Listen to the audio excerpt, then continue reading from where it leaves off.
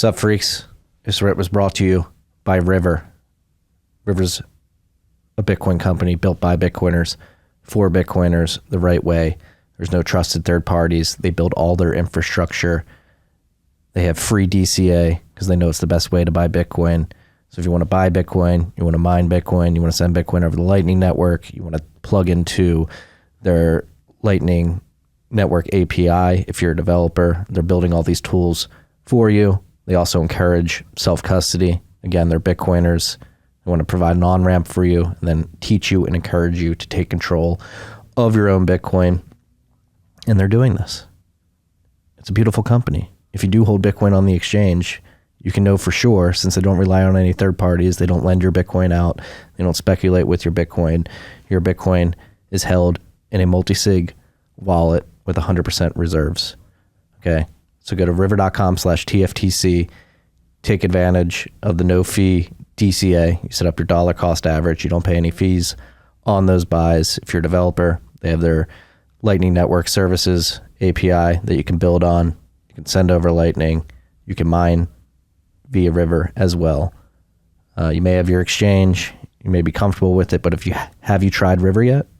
It's a question you have to ask yourself. If the answer is no, go try it. That's where all the Bitcoiners are hanging out. That's where I get my Bitcoin as well. River.com/TFTC. Thank you guys for listening.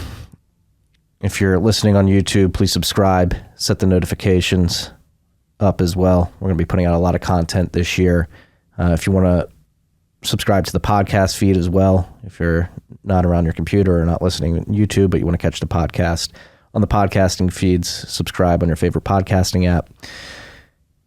And if you want to learn more about Bitcoin, I write a newsletter almost daily during the week. Go to tftc.io, subscribe on the website, and you'll get pure signal on Bitcoin, macroeconomics, geopolitics, whatever tickles my fancy that day. Thank you guys for joining us. Thank you for supporting the show. If you can subscribe, rate, review, goes a long way. We're trying to blow this up in 2023. Enjoy the rip.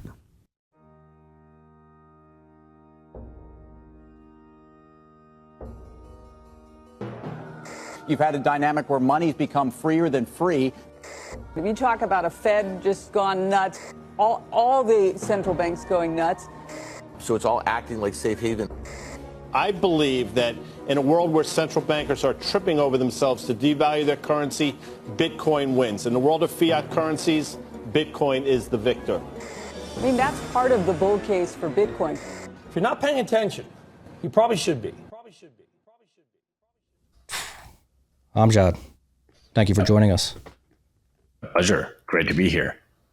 Well, I'm extremely excited. This is, I'm not going to lie, this is the most nervous I've been for an interview in quite some time, because I think what you've built at Replit is extremely profound, and the story behind it is inspiring. I think Replit is a great example of a founder who was scratching their own itch and actually built something incredible that now millions of people are beginning to leverage and get value from in their everyday lives.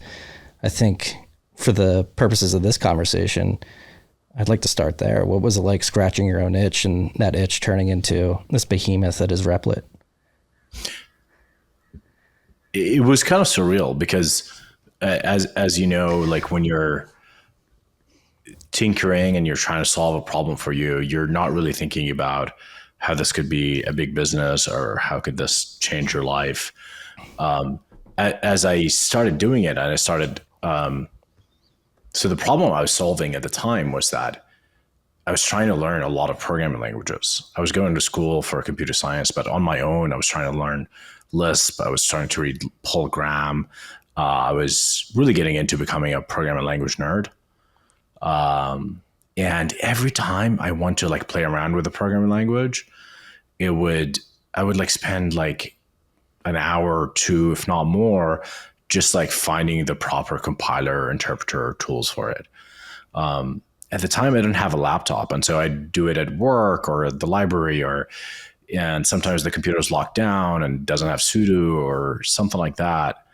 And at the time, I think it was like 2008, 9. Google Docs had just come out. Google Chrome was becoming really powerful. JavaScript was getting really faster. And I thought, I'm like doing a lot of my work in the browser. Why can't I like code in the browser? Surely that exists. And then I go look for it and it doesn't exist, which was surprising. So naively, I decided to build it. And then I pretty quickly found out why it doesn't exist. It's like extremely hard to run anything other than JavaScript in the browser. And so I thought, okay, if I run different languages in the browser, I have like a couple of ways of doing it. How technical can we go on this podcast? We can get very technical. There's a lot of Bitcoin developers listening to this. Okay, yeah, I think Bitcoiners would love this. So we essentially wanted to run more languages in the browser. And so you have two ways of doing it. One is like you re-implement a compiler or interpreter in JavaScript, right? And the other is like you try to somehow compile that interpreter, that existing interpreter, into JavaScript. The first solution is very laborious. So I started doing that first. I started writing a Python interpreter in JavaScript. I got pretty far. Like I wrote a parser, I wrote it. And then I remember it was around the same time they were working on Python 2, I think, or 3. And all the syntax in the parser that I wrote became immediately outdated.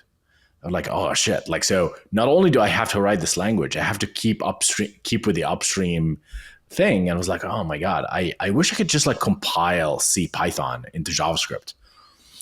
And at the time I saw in Hacker News or something, there was this guy at Mozilla that's doing research into how to run different program languages on top of the browser. And he built this thing called Emscripten. And Emscripten was based on this very simple observation that if you look at the LLVM IR, so LLVM is lower language virtual machine, and this is basically a invention from Apple that allows you to build, it's like a compiler toolchain. And the LLVM IR is an intermediate representation that allows you to cross-compile different programs on different architectures. And the IR is basically this like low-level C-like language that kind of looks like any C-like language. So if you squint, it kind of looks like JavaScript a little bit.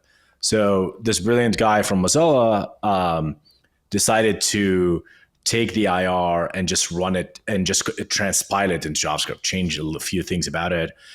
For example, the heap, he just made it an array. And it was like a bunch of fun hacks, trickeries like that.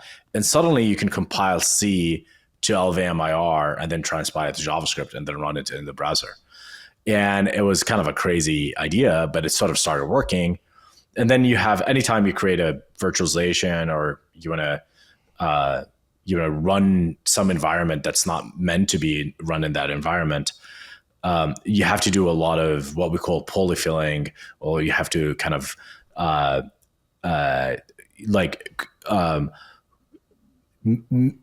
create a fake environment, create a sandbox. So in this case, you have to emulate the POSIX environment in order to run any kind of C program, and libc and other things like that. So when when I found the project first and decided to try to compile C Python, it didn't work. And the reason is because a lot of APIs were missing. So my friend and I, who were working on this project together, started contributing to Emscripten, and we were kind of like the first to use it for anything real. And so we finally got Python running, and it was kind of an insane idea, and we put it out there as an open source thing, and it just went super viral because for the first time you could run Python and later Ruby and Lua and a few other languages in JavaScript. And, here we are, like, a couple of kids from Amman, Jordan, and our project is on top of Hacker News. The inventor of JavaScript is tweeting about it. And that wasn't even the final product that we wanted to build. It was just one milestone on the mission that I'm still on today, which is how do you build a sort of fully browser-based programming environment?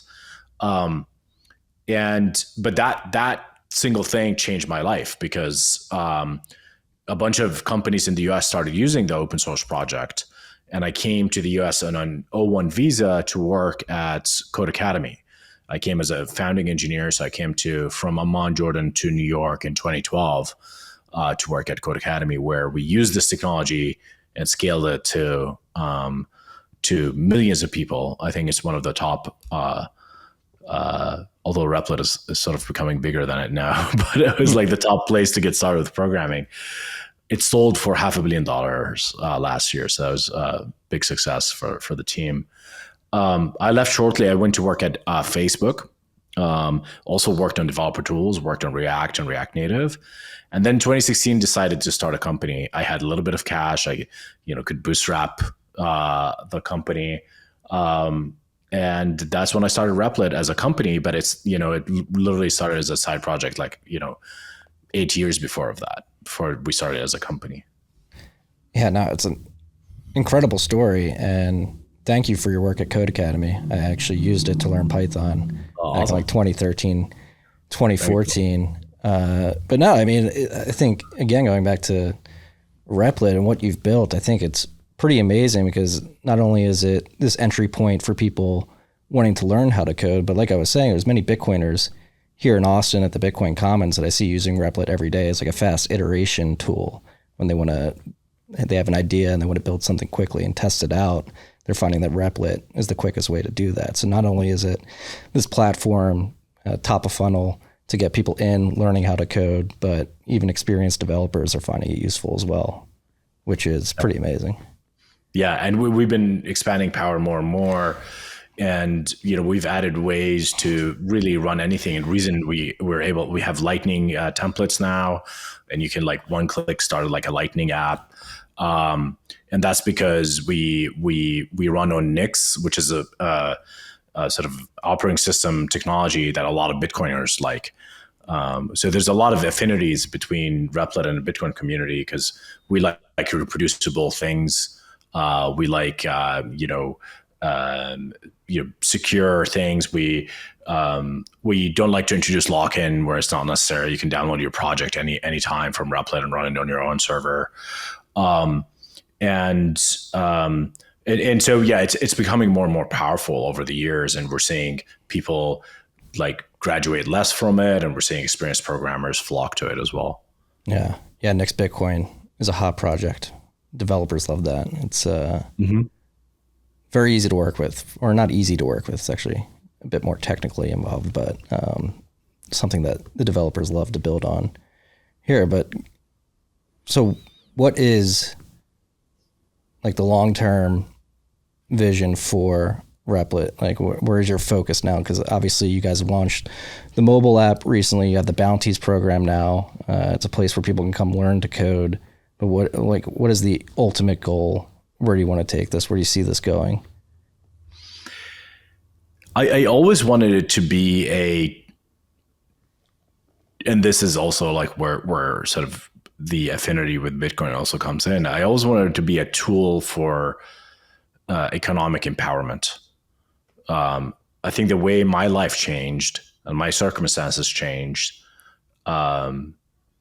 because I was able to learn how to code and be able to contribute to technology on a world scale is pretty fascinating. And most people in Jordan or previously in history would not have gotten that experience. So just from my personal story, I started to realize that the thing that we're working on is actually a lot bigger than just a technical product, than just a tool. And when someone learns to code, they're trying to do something, right? Yes, you can do it for fun and for education, but most of the time you're trying to improve something about yourself, about the world. You're trying to build a business. You're trying to earn $1. And so we always wanted to, okay, we're going to solve the entry to programming experience. We're going to solve the tools experience. We're going to create this rapid development platform. But then we wanted to make it so that you can earn on the platform.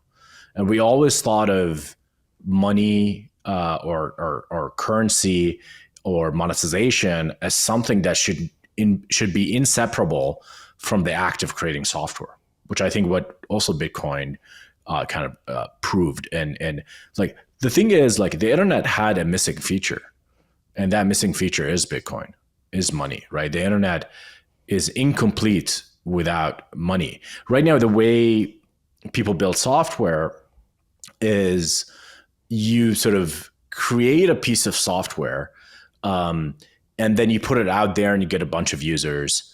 And then, oh God, you have this bill from a cloud provider and it is thousands of dollars. And okay, I need to monetize this somehow. This is useful for people.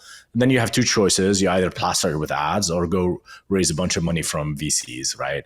And then you raise a bunch of money from VCs, you delay your eventual sort of judgment day to actually like figure out what the actual core business is. And sometimes, a lot of times it works out if you have a business plan that requires you to grow. And I'm not an anti-venture capitalist. I'm a venture capitalist myself. But there are some incentive misalignment sometimes. Ads are an indirect way to monetize people's attention. A lot of people would rather get their wallet out and pay you, but they can't because there's like a lot of friction, and developers would just rather monetize your attention than monetize your wallet, essentially. So all these ideas that I had for a long time kind of percolated in this, like we should not have software be inseparable from commerce. Commerce should be embedded in software. That partly got me into Bitcoin, Lightning. I started investing in companies. I'm an investor Mash, for example, which makes Lightning very, very approachable. Investor a bunch of other Bitcoin companies, and collaborated with people in the Lightning community to make Lightning more approachable. And we fund some Lightning education projects on Replit. On top of that, we also introduced a sort of virtual currency on Replit, a way to virtually transact. It's not a shitcoin. It's not a crypto. It is just a token inside the platform. At some point, we want that token to be exchangeable for Bitcoin. But we just make it so now like you can get people to do work for you on Replit. So you have a project, you run into a bug or an issue, you can just like go post a bounty on that, and then they can earn that bounty, and then they can take that money and they can spend it on Replit itself. A lot of users don't have money to like buy, for example, AI tools, Ghostwriter. So they go do a bounty or two, and then now they have the cloud credits to go spend them on these services that we're building. And so this is one way transactions are happening. We have tips as well. So if you build a piece of software that people like, people can just tip you, and people are making like significant amount of money from tips, especially if you're in Africa or in India. Like $1,000 a month is like goes a long way, and we're seeing people making $1,000 or $2,000 or $3,000 a month. And with regards to mobile, part of our mission is to empower 1 billion developers, and we will never be able to get to 1 billion people without actually supporting the computing device that actually works for most people in the world, namely mobile, and namely Android. And so we've invested a lot in how do you create a mobile IDE, and I think we're the top mobile IDE right now, although we launched just last year, but it was so much better than any other alternative that it quickly jumped to the top. Just to kind of connect all these things, and kind of our like long-term vision is to just be the place where you can go learn how to code, earn your first dollar, build your first business, scale that business, and just build your dreams. And if you're someone whose circumstances is not great, pull yourself out of poverty, improve your community, improve your life. And really, it's this self-empowerment and economic empowerment tool is what we're trying to do. Yeah, it's an incredible thing. I mean, I was telling you over email that we posted a bounty at 1031 to get a little Bitcoin-focused project made. And we had 4 applicants within an hour. We were on the phone with one within a couple hours, and the project's in the process of being made. And it was pretty seamless experience. That's very cool. And then, going back to like the intersection of software and Bitcoin, particularly Lightning, you mentioned that like the internet was designed without this native payment layer, but that's why HTTP error 402 exists, right? And not until Bitcoin, then Lightning via the LSAT protocol specifically sort of enabled this layer to be fulfilled finally, decades after it was initially put into the protocol stack. And you mentioned Replit implementing AI with Ghostwriter, and I saw that you guys just put out a job posting for AI-focused engineers to build out chatbots and other AI products within the Replit suite. Like when you talk about like developers looking to get paid for work, Bitcoin fitting into this internet layer to solve the payments problem, and then the emergence of AI, which has been probably the biggest theme of the last 6 months in the tech sector. It seems like there's this sort of perfect storm for your company brewing, where you're going to be able to take advantage of all three of these things. Yeah, and you know, as we think about the sort of intersection of these things and how they enable the sort of future of work, you know, we think that, for example, take bounties. Like if you have an idea, if you're an entrepreneur with an idea, you should be able to build it cheaply and efficiently. So you can go and learn how to code in Replit and then go start your coding journey. You can buy the AI. It'll make you more efficient. It'll also have an assistant there for you that could do tasks for you, that could detect errors for you, that you can ask questions. You don't have to keep Googling around.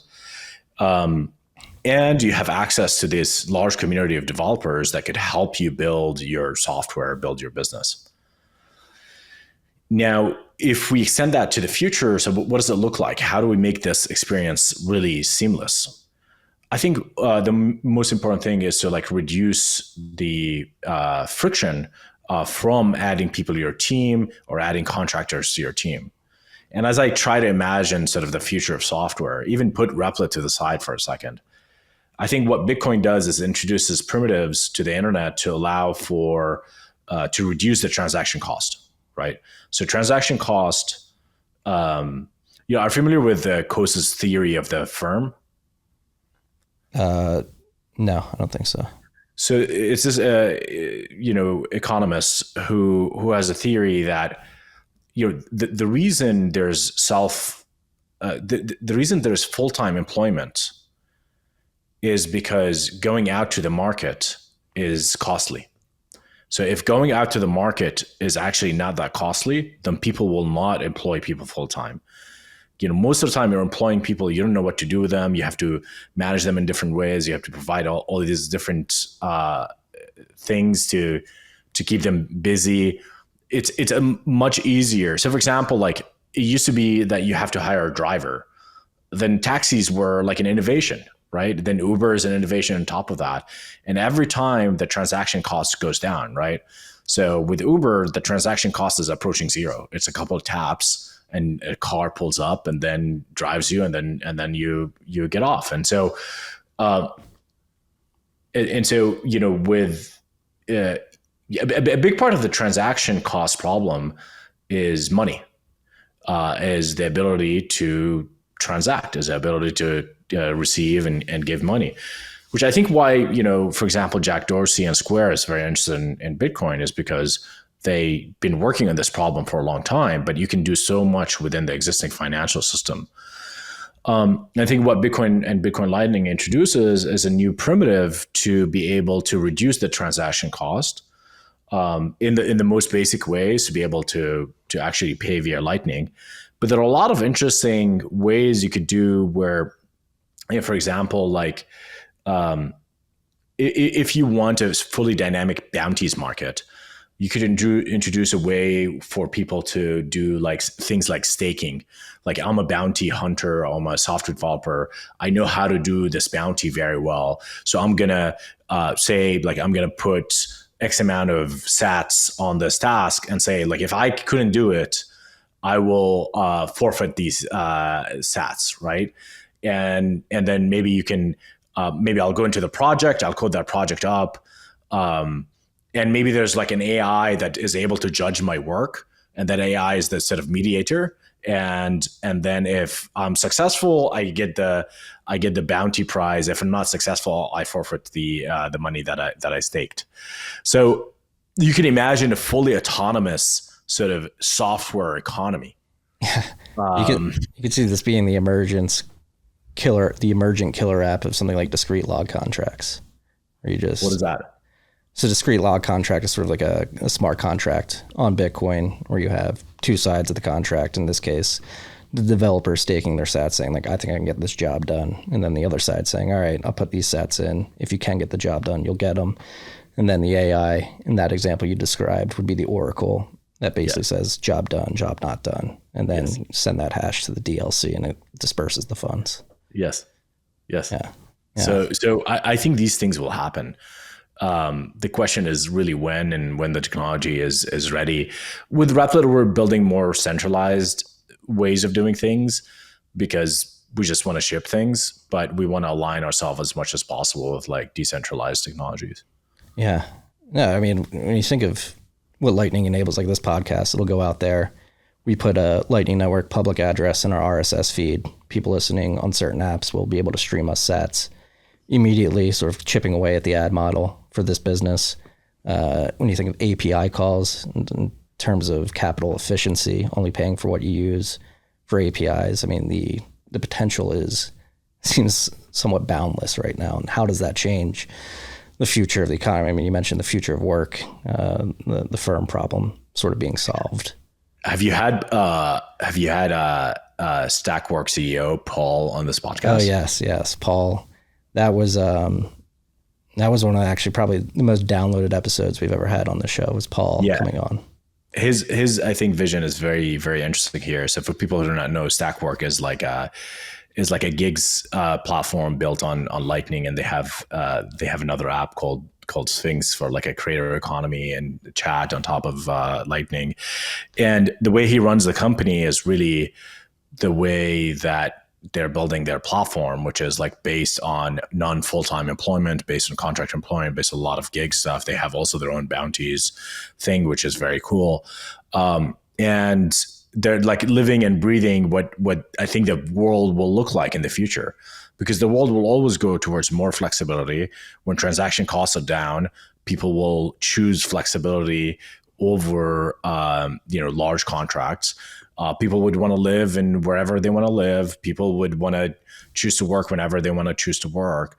And so it just maximizes freedom and maximizes, and also the market will be more honest, because it would be less about who you know, and it'll be more about your skills. Yeah, no, I mean, it's pretty fascinating. Like imagine, so for anybody who's not familiar with Stakwork, we're invested in Stakwork at 1031. So we talked to Paul quite a bit. It's just like fascinating. Imagine like CAPTCHA, getting paid for doing CAPTCHAs is one way to think about one of the things that you can do on Stakwork. And then when you add in the ecosystem he's building with Sphinx, I think he's extremely ahead of the curve when it comes to Lightning. And he's also experimenting with ways to make sure the Lightning is as distributed and as many people as possible are able to use it in a non-custodial way by really tinkering with separating the private keys from the full Lightning node, so somebody can run a node in the cloud but still hold their private keys. What they're doing in Stakwork is incredible, and if any of you out there get the chance to meet Paul Toy, you should definitely take some time to speak with him, because he's one of the most fascinating individuals I've ever come across in my life. Absolutely. And I think, what they show is that they show a glimpse of what's going to be possible in the future. And I think it's going to be even wilder than that. Like, especially when AI agents, like we're trying to get Ghostwriter to become more agent-like. I don't know if you saw my tweet, but it was going viral, but basically the screenshot. Yeah. So basically a user who was streaming on Twitch or YouTube or something like that. And Ghostwriter was having trouble helping him. And so we didn't program that in. Ghostwriter asked the user to upload a screenshot to the project. And the way I understand it, Ghostwriter the way you guys created it isn't able to read images. Yes. So it was odd that it was asking that question. Isn't able to read images. It knows how to read files. Mm-hmm. So it probably read the screenshot as like a binary image. But it thought it could understand it.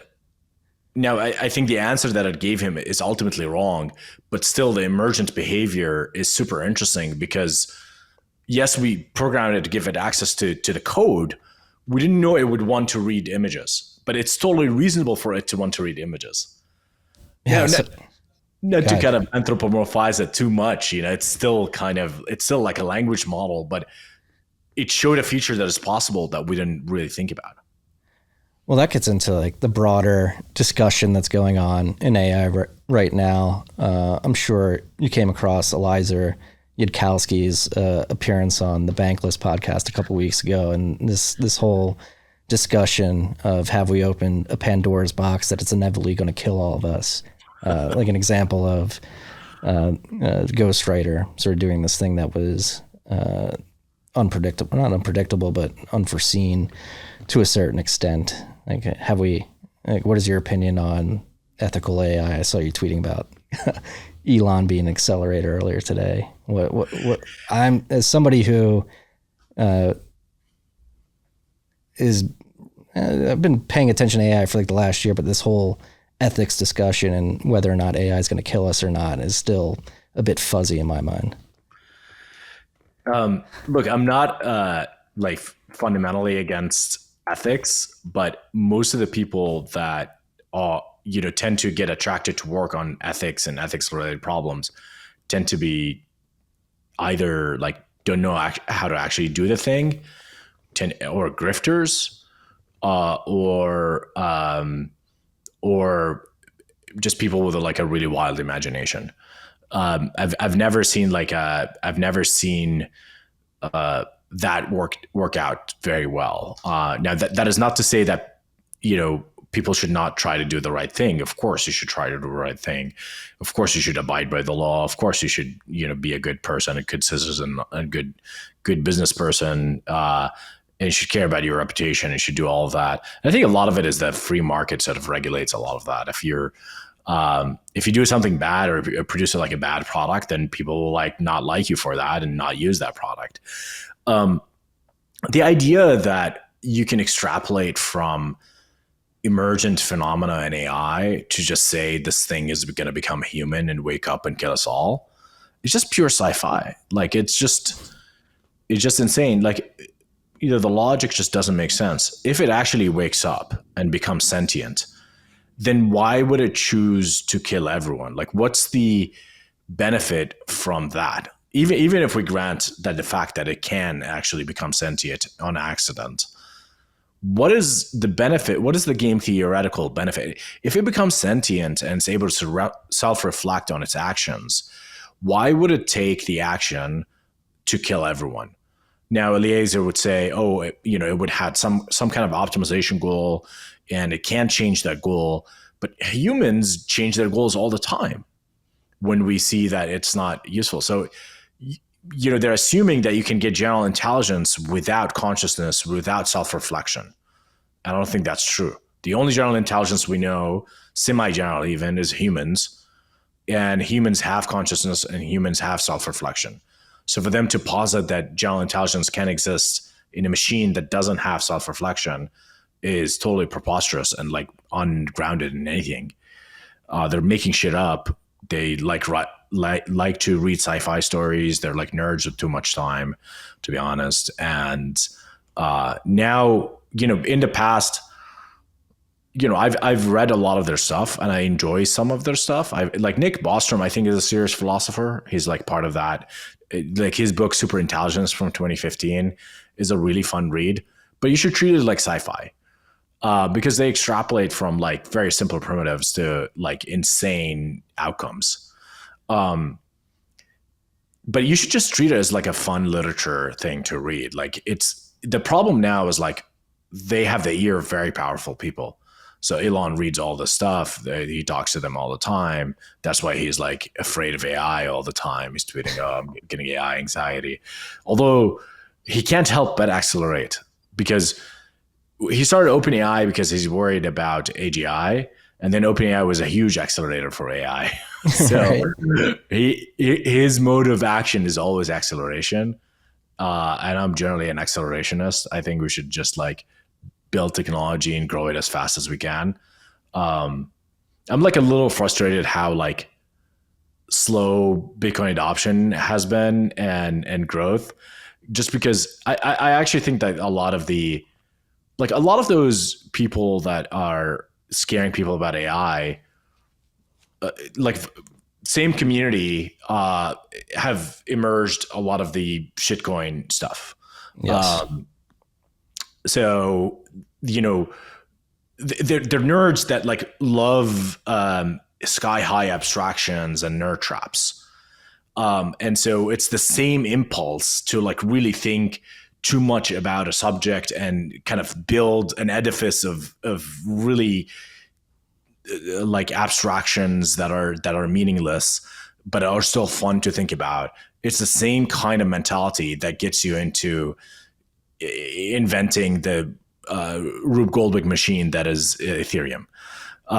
And that really slowed down Bitcoin a ton, because diverted a lot of capital, a lot of talent from what the thing that really matters.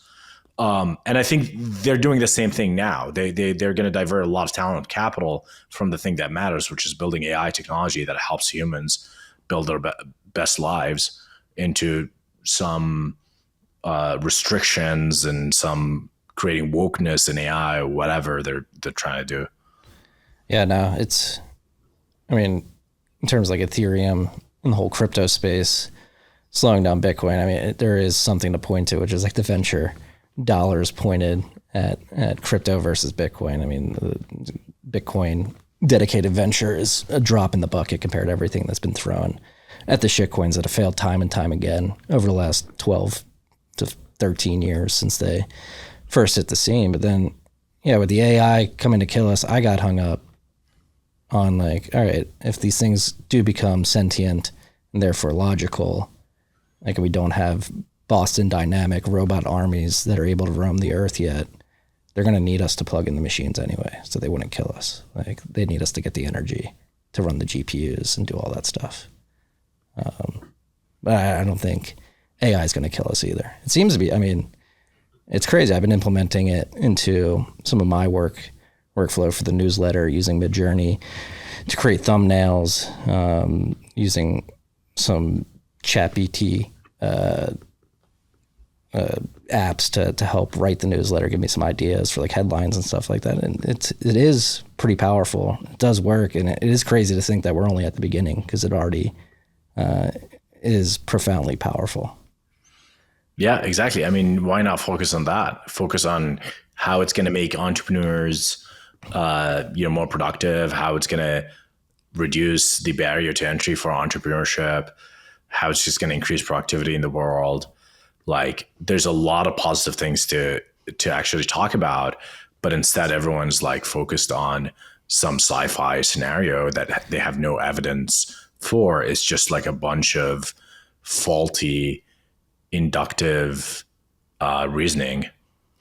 Yeah, no, and it's hilarious too, as millennials, if you went through the university system, like on a business track here in the States, you obviously learned about the Luddites, and it was drilled into your head like you don't want to be a Luddite. And it seems like there are a lot of people looking at AI in awe, seeing, and you can't blame a lot of people because of how drastic it has sort of hit the scene, and like how much adoption it's gotten in such a short amount of time. It is a bit shocking for a lot of people, but even though the Luddite theory was beat into us as something to look out for, it seems like there are a lot of people out there being like, no, we can't do this. It's going to take too many jobs. So many men are going to be out of the workforce. It's not going to be good for society writ large. But it seems like an extremely additive tool to a worker's work belt, like in the digital world. I'm sympathetic to some of the automation stuff. Like, it's going to be hugely disruptive. Like, self-driving is sort of is one of those technologies that's been like promised, but it's been very late. But eventually it will happen. Like, there's no technical reason it won't happen. And trucking is like one of the jobs that is like very important for America and supports a lot of working class families. So like you have to worry about that a little bit. I don't know what you do about that. I as sort of libertarian, or someone with libertarians more tendencies, I find it hard that the government would find a solution that doesn't introduce more problems to problems like that. But I don't know how the free market could actually I think like the learn to code kind of meme is also like silly. You're not gonna get 50-year-old like coal miner or truck driver will not learn how to code. Like it's not impossible, but like most of them won't. Just they won't. No. I mean, it is fascinating thing about this inflection point happening too, when it seems like the global financial system is already on dire straits. And if you have this impact of AI disrupting the jobs market and exacerbating the problem, what is the social sort of blowback from that? I don't think anybody has an exact answer, but these are things. We know some of it, like when a lot of the factory jobs move to China, like a lot of the sort of rural communities kind of fell into more despair, right? And that's why you see people on the right, like, Tucker Carlson and things like that, being very heavily anti-automation and anti-AI because they've seen what it did to the demographic they care about. So it's not unreasonable to predict like some of that happening with industries that AI would disrupt. But what do you do about it? I don't think UBI is a solution. Like nobody wants a handout, and like we almost tried UBI with the pandemic, and I don't think that worked out very well. A lot of people dropped out from the labor market. Yeah, and it didn't really bode well for the price of goods either. Even though it was more than just the UBI. I think we're feeling the effects of all the money printing from 2020 today still. But yeah, I guess, I think me personally, I think there's going to have to be, like, I've already internalized that at some point in the future, probably going to have my parents live with me, potentially my wife's parents. Like, I think there will be this like return to like a stronger nuclear and extended family. And I think that is something, particularly during this transitionary period when things are getting disrupted so massively, that society is going to have to come to grips with, like, hey, this whole phenomena of like leaving your house and not supporting your elders is not going to be the norm anymore. You're going to have to really bunker down and take care of your family. Yeah, I mean, that's a good point. Like in Jordan, for example, we have very little homelessness. And it's not because we're richer, we're definitely much poorer, but because like family, like it's an honor culture. If you have a family member that's out on the streets, that reflects really badly on the entire family. So the entire family are like motivated to help that individual. And so it ends up being like, there's like a social safety net, but it's not a government social safety net. It's like a cultural social safety net. Yeah. And I think more people here in the United States are starting to realize that you have this sort of very reactionary movement against the woke culture, which has been trying to destroy the nuclear family and really tell people that you don't need to get married and have kids. You don't need to overpopulate the world. You are beginning to see the bubbling of this movement saying, no, it's probably better to start a family younger. And really, there's certainly a big Christian movement saying, hey, don't download the dating apps, don't play that game, get married early, start a family. Really, they're talking about the dating apps? Oh yeah, I mean, that's becoming like a big trend. Like, get off Tinder, get off Bumble. You don't want to live that life. I've seen too many people live that life. It doesn't seem, again, going back to like free market options. Like if you had the option to date as many people as you want, the likelihood of an increase of strong marriages is probably not as high. What I like about the sort of Austrian libertarians is that they don't take the free market to mean that it is, it is just like a granted. It doesn't mean that it has to be the way that it is today. Like there needs to be some cultural norms and some cultural authority, as opposed to the more like leftist libertarians or like not leftist, but more centrist libertarians, or economically right-wing, like socially left-wing libertarians, I guess. They just say, oh, yeah, it's just like it's a free market. Like you can't tell people what to do. Like people lives their lives. I think the more conservative libertarian strand has better, worldview. Like you can't stop capitalism. Capitalism is sort of this machine, right? It will exploit every potential for revenue. The way to defend against the machine, the faceless machine that is capitalism, that could like ravage your family and could make you addicted and make you just like fully vegetable, just like TikTok all day and then like dating apps or whatever and like junk food, is to have good cultural infrastructure, and also have a personal development story that could stop you from going down destructive paths, and have a low time preference, and try to build for a future as opposed to like simple gratification. And of course, like the fix the money, fix the world is absolutely right. Like, because a lot of the incentive to be more present oriented versus future oriented is embedded in the coding of our money. But you could do a lot of things. You can of course get into Bitcoin as well.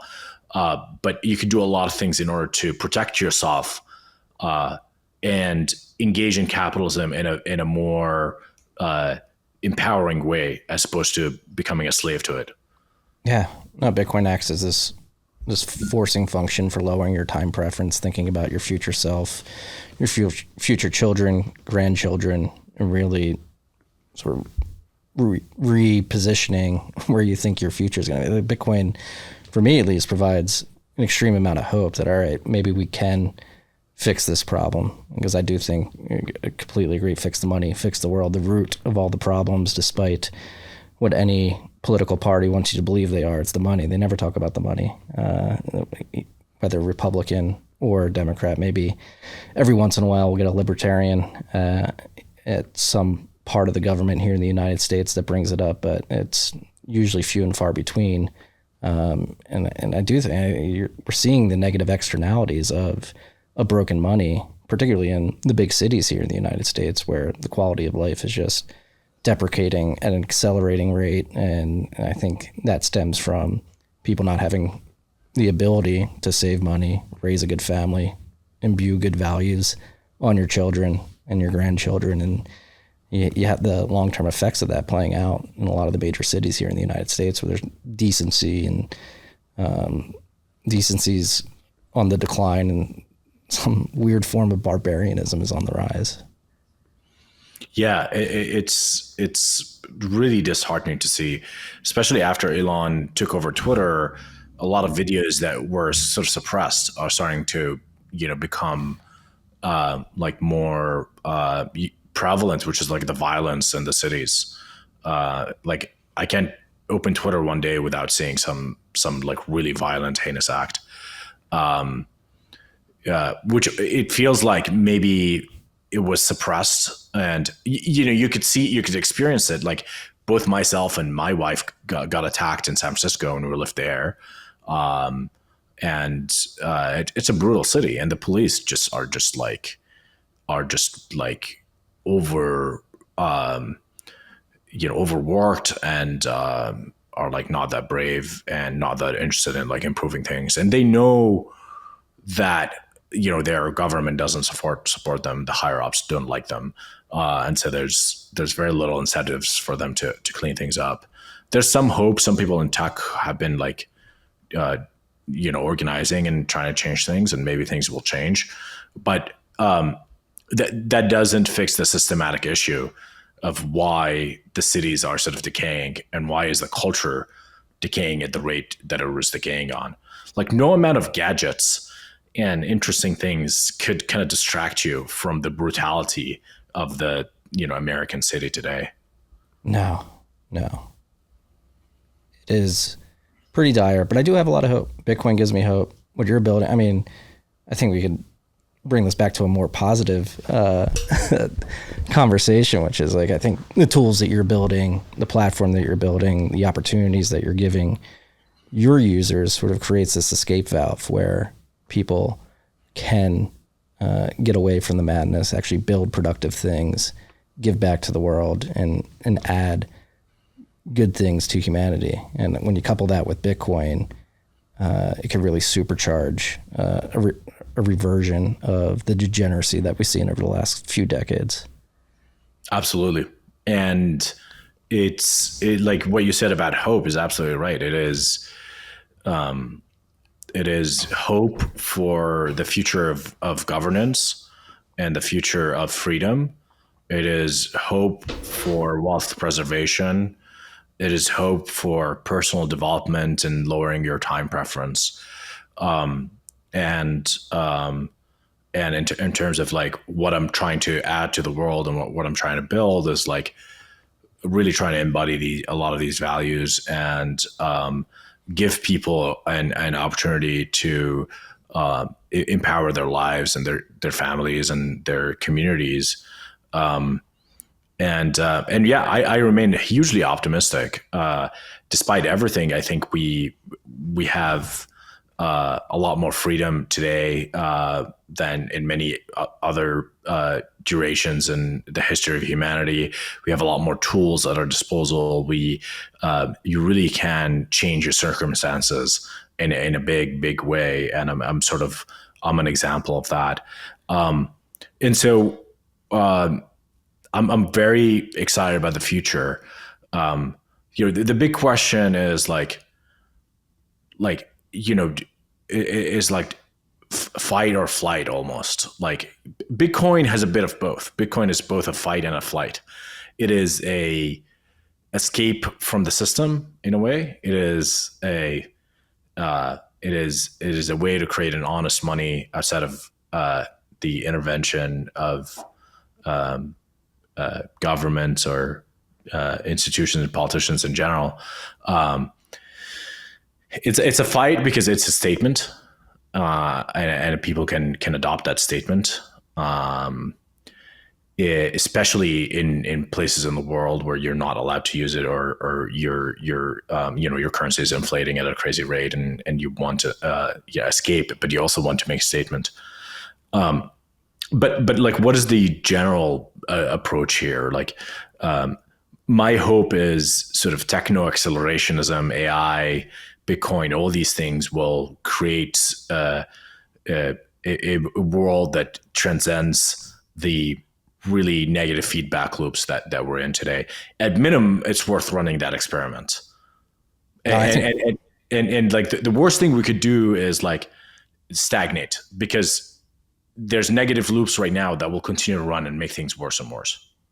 Agreed. No, I think Bitcoin's an imperative. Like, if we want to live free and actually have a chance of fixing this problem ourselves and not depending on the government, something like Bitcoin needs to succeed. And I mean, on this message of hope too, and that you're a living example of somebody who has created something for yourself in the United States. That's something I want to thank you for, is that thread you wrote on Twitter. I think it was at the end of 2021, after you got your American citizenship. And here in the States, there's a lot of negativity. A lot of people think that the empire's dead and the American spirit doesn't exist anymore, and it's not what it used to be. But you came out with this thread at the end of 2021 that said, hey, it's still here. You just gotta look for the people that still recognize that and are taking advantage of it. Absolutely. I love this country very much, and maybe I've been like, very critical on government and the state of things, but I think it's the best country in the world. I think it's the most freedom maximizing country in the world. I think it is the country where the most opportunities exist in the world. And I wouldn't want to live anywhere else. And, part of my hope is to bring the American dream to every part of the world. And I'm hoping also America will re-embody and relive and re-experience the American dream. And I think it's too early for sort of the American experiment to decay. And I think we need to revive it. Yeah, I think Bitcoin does that. It sort of codifies the ideals of freedom of speech, private property rights, and sound money in this beautiful monetary protocol that we now have access to. And you mentioned earlier, I'll wrap up with this, that you're a bit disappointed in Bitcoin's adoption to date. Obviously, there's a lot of distraction in the crypto world, but what do you think needs to happen in terms of tools around Bitcoin, UX around Bitcoin to really drive adoption forward? I'm focused on education, so we try to do more with Bitcoin education, and we have some templates, we have some courses, we have a lot of different ways you can get into Bitcoin and Replit. We have some really awesome teachers, building some Bitcoin content. Education is going to be important. More developers is going to be important. Building on Bitcoin really fun. Before we started recording, we were talking about Nostr, and I should really check it out. But it sounds like it's one of those things that makes building on Bitcoin fun. And I think we just need to make building on Bitcoin fun. That way we can attract a lot more developers. We'll attract a lot more entrepreneurs. And we're going to see like more people building on top of it.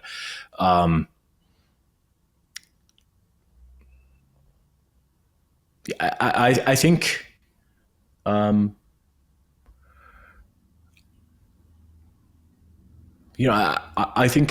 think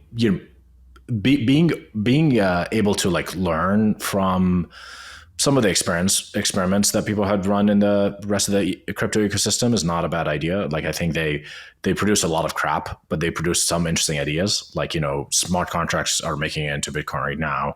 I think just like being a little more open-minded and understanding like what can we do to make Bitcoin a programmable platform that's like really fun and profitable to build on top of is going to be important. Trying to drive more capital, more investment will always help. Like, of course, you invite a lot more grifters and scammers when you have a lot of capital in one area. But I think I think Bitcoin sort of startup environment is sort of probably underfunded. So I think we'd use a lot more funding. And I'm certainly trying to do that as well.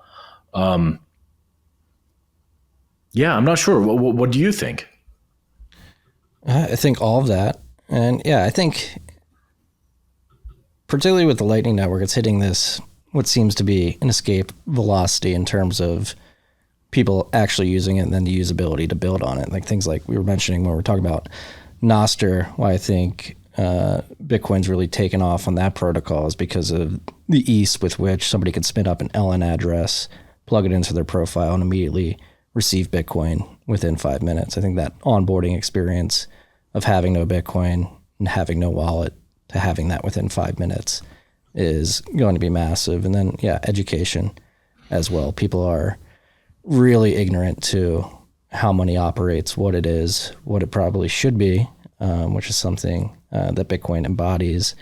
And then I think I get a lot of flack for this sometimes, and we need people to stand up and not be afraid to actually use Bitcoin as a tool of civil disobedience, as that fight mechanism that you mentioned earlier, where it says, hey, I'm not happy with what's going on here. I'm going to receive Bitcoin as payment at my business. I'm going to save in Bitcoin as an individual and really be vocal about it, because I do think there is a silent majority of Bitcoiners out there who are stacking Bitcoin but don't want to voice that because they're afraid of the government pushing back or something like that. I think we need to engender a movement of, hey, the government has really messed things up. It's not okay to call it out and say that you would rather have a world operating on Bitcoin compared to the petrodollar. Mm-hmm. I love petrodollar. I love that. I got to throw that in. Yeah, that's pretty cool. And I agree with that. I don't know how to make that actionable exactly. But at minimum, when people hear it, maybe it'll inspire some action. I think that's the only way to make it actionable, is to get more and more people saying it out loud, to give others the confidence to say it themselves. Absolutely. Well, Amjad, this has been a great pleasure. Thank you for taking some time to sit down with us today. I'm really excited to see the future growth of Replit. You guys are building and shipping at an insane pace. I'm really excited to see you guys begin to implement Bitcoin into the platform. And not only that, beyond that, I'm most excited to see what you do to empower individuals and really change the world for millions of people around the world. Thank you. And thank you for all the work that you do, creating more Bitcoiners and really educating the world about that. And I appreciate it. Thank you for having me. We're going to win, Amjad. We're going to win. Yeah, that's right. All right. Peace and love, freaks. Tiki.